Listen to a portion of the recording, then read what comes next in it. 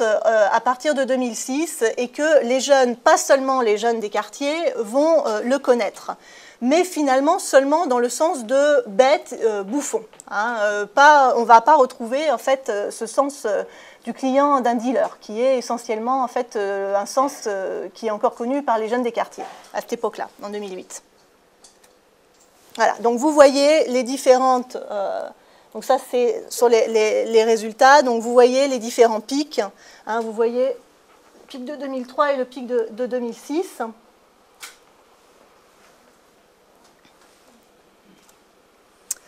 Alors, autre question, qui traite qui de bolos? Donc là également, vous voyez les résultats pour les âges. Alors, essentiellement, comme vous le voyez, les adolescents. Je vais le voir juste après, voilà, c'est ça. Les adolescents, hein, préadolescents, adolescents, on a un souci sur les préadolescents parce qu'on n'a pas assez de données. Donc, voilà. Mais en tout cas, on a plus de données entre 15 et surtout autour de 19-20 ans, puisque c'est cet âge-là, on a les étudiants, donc on peut en profiter. Donc, comme on le voit par la suite, les résultats montrent que ce sont plutôt les 17-17 ans qui vont déclarer l'utiliser activement, puis entre 18 et 21 ans, plutôt le connaître passivement.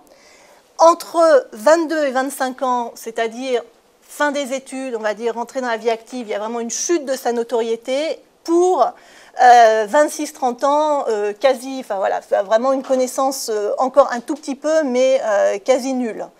Après 30 ans, c'est jusqu'ici, on va dire. Jusqu'ici, après 30 ans, la connaissance était enfin voilà, il y avait peu de gens qui le connaissaient. Sauf à l'exception, bien entendu, des enseignants, des parents d'adolescents qui prêtent un peu l'oreille et des éducateurs, enfin voilà, des adultes qui sont au contact régulier de jeunes qui, bien entendu, le connaissaient. Le premier contact avec le Lexem, alors ça, je passe rapidement, mais bon, c'est par rapport à notre question de départ, justement, hein. Comment est-ce que le Lexem circule? Donc, ce qu'on voit, hein, c'est que c'est essentiellement par l'école. C'est-à-dire que les jeunes qu'on a questionnés vont, pour la majorité d'entre eux, nous dire « je le connais, je l'ai appris au collège, au lycée, par des copains à l'école », et non par les médias, parce que c'était ça, justement, en 2008, qu'on voulait savoir. Donc ça, c'est ce qu'on va continuer par la suite. Donc, les usages selon les régions. Donc, on voit bien, dès cette époque, qu'il est particulièrement connu en Île-de-France. Hein, pas du tout, par exemple, quand on regarde Provence-Alpes-Côte d'Azur. Et en Île-de-France, il est plus connu dans les départements de tradition, on va dire, banlieue, hein, c'est-à-dire 93-94 particulièrement, et un peu moins dans le 92. Alors, donc... Le séminaire de Béatrice Turpin. Jean-Marc Stébé.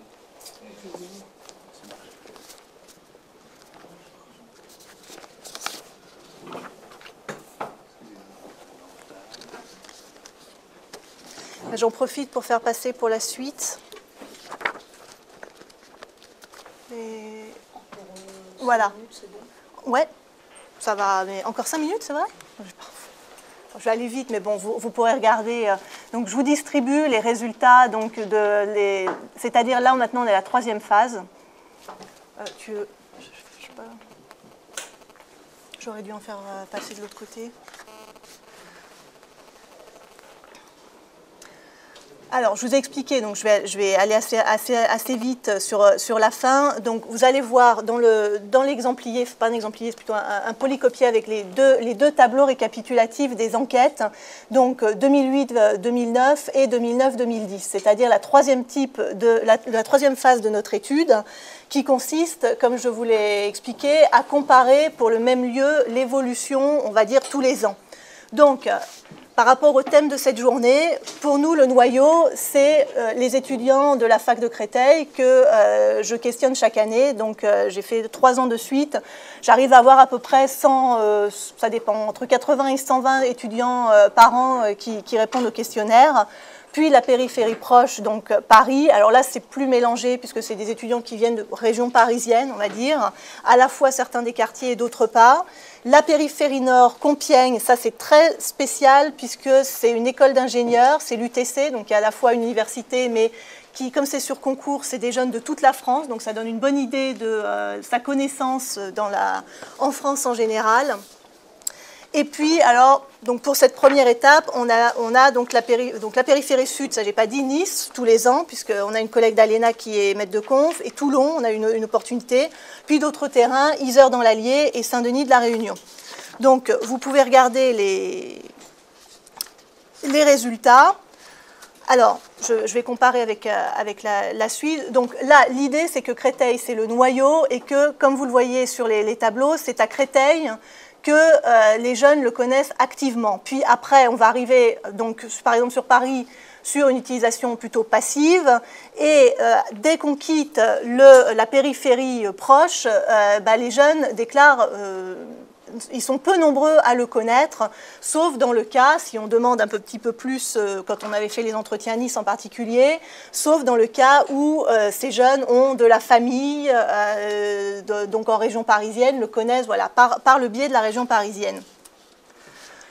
Le deuxième tableau du noyau à la périphérie, donc 2009-2010.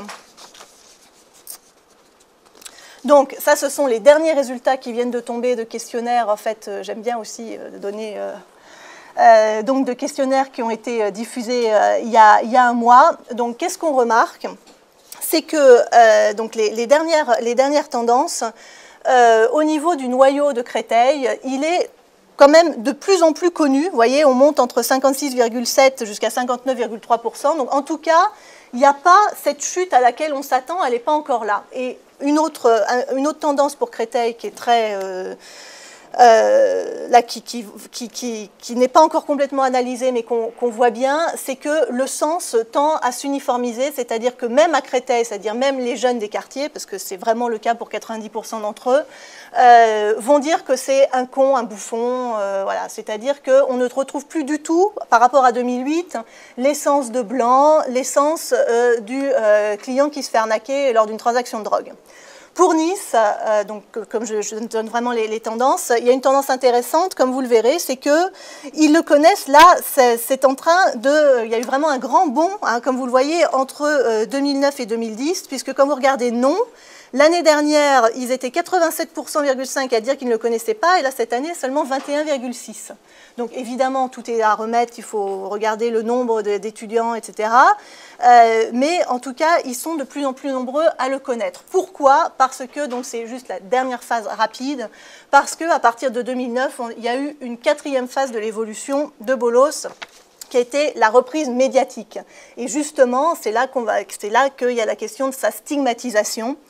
C'est-à-dire qu'à partir de 2009, certainement repéré dans le film de Laurent Cantet, Entre les murs, et puis dans l'émission de télé-réalité Secret Story, certains scénaristes, et puis aussi parce que les journalistes ont des enfants ados, j'ai des témoignages, donc ils l'ont entendu chez les jeunes, ils l'ont entendu dans des films, donc certains se sont mis à le reprendre. Alors, par exemple, Les Lascars, hein, le film Les Lascars, alors suite à Canal+, aux petites séquences, où il est cité plusieurs fois, donc à partir de 2009. Alors les Lascars, on va dire ça va encore à peu près parce qu'il y a une attestation où ils l'emploient dans le sens, enfin ça va à peu près, on voit qu'ils l'ont travaillé, quoi. Ils l'emploient dans le sens de celui qui se fait avoir lors de la transaction de drogue, hein, dans le sens, voilà, j'ai une bande de petits bolos qui prennent tout et qui payent cash, hein, c'est une question d'échange de shit. Donc on voit qu'ils ont travaillé la vie des jeunes des cités. Mais ensuite ça devient compliqué. Dans le film Neuilly-sa-Mère, c'est quoi cette ville de Bolos? Ils ne savent pas bien l'utiliser et ils vont le reprendre, mais ils vont le faire prononcer par, non pas par le jeune des cités, mais par les jeunes bourgeois. Donc on voit bien qu'ils ne l'ont pas bien interprété. Dans le feuilleton Fais pas ci, fais pas ça, c'est des jeunes des quartiers aisés. Donc évidemment, c'est pas dans ton école bolos, c'est vraiment juste un synonyme de bouffon. C'est une grande sœur qui dit ça à son frère. Et il a été utilisé dans le sketch d'Elysée Moon, Kevina et MSN. Alors, il y en aurait d'autres, hein, mais voilà ce qu'on a pu relever. Mais seulement une fois. Hein, t'es qu'une bolos, t'es qu'une mytho. En tout cas, nous, on l'a entendu qu'une fois. Mais ce qui est sûr, c'est que dans les autres attestations, dans le DVD, sur tout ce qu'on peut trouver sur YouTube, etc., il ne l'est plus. Donc, en fait, ce qu'on pense, c'est que Elysée Moon l'a essayé, mais finalement l'a abandonné parce qu'il l'a trouvé trop identitaire. Donc, ce qu'il faut retenir, c'est que bolos, c'est un mot donc on est toujours, dont le noyau est en région parisienne, employé par les jeunes des quartiers.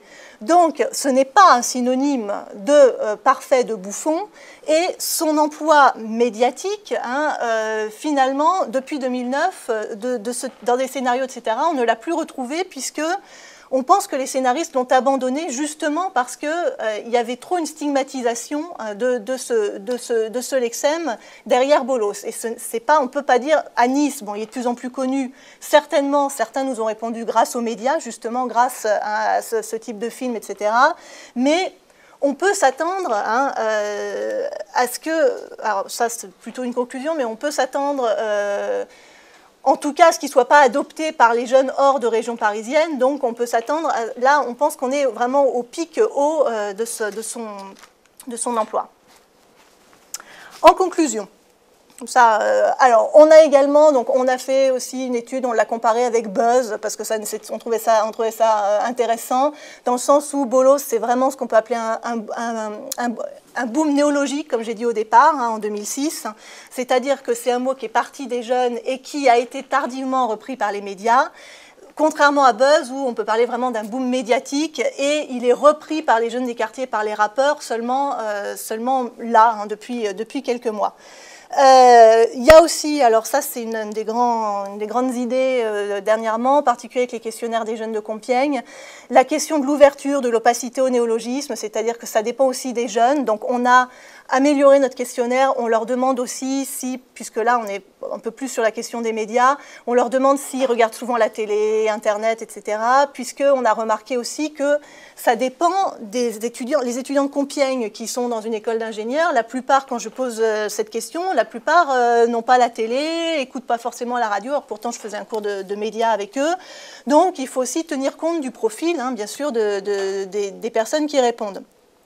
La question du poids des médias dans la diffusion, ça c'est très important, donc ça du coup on pourra peut-être en parler par la suite, mais ce qui s'est passé, c'est que suite à l'annonce de cette journée d'études par Béatrice, la question, enfin le fait que j'allais intervenir aujourd'hui avec bolos a été remarqué par un journaliste.